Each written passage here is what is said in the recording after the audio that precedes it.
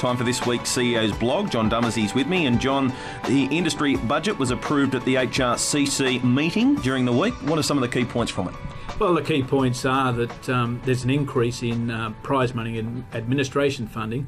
I need to clarify that, though. The increase only comes off the back of additional races. So many of those clubs that last year were scheduled to have 6 races, next year they will have a full complement of 8 races on the program. So that will help us with filling the fields as far as the trainers are concerned with opportunities.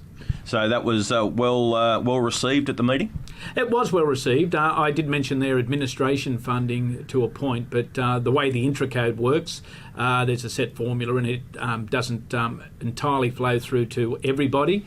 Those clubs that increase from 6 races to 8 races, they increase their administration funding just by way of those races being conducted, rather.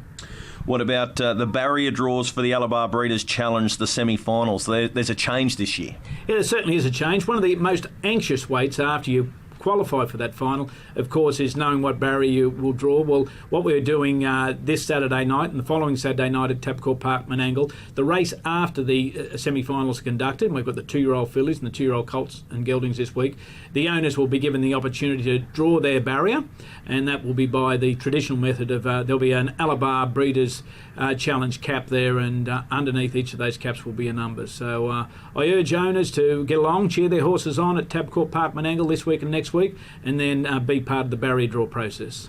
What about the industry conference? That's getting closer? It's getting very much closer, but what is really getting close is next Monday the registrations close. We won't take any registrations after that. There'll be no walk-ins. It's a very good conference, as we've put out many times before. So anybody wanting to attend, they need to do so by next Monday. All right. And what about all the bad weather we've had in Sydney for the last week or so? The flood levels were quite high at Menangle.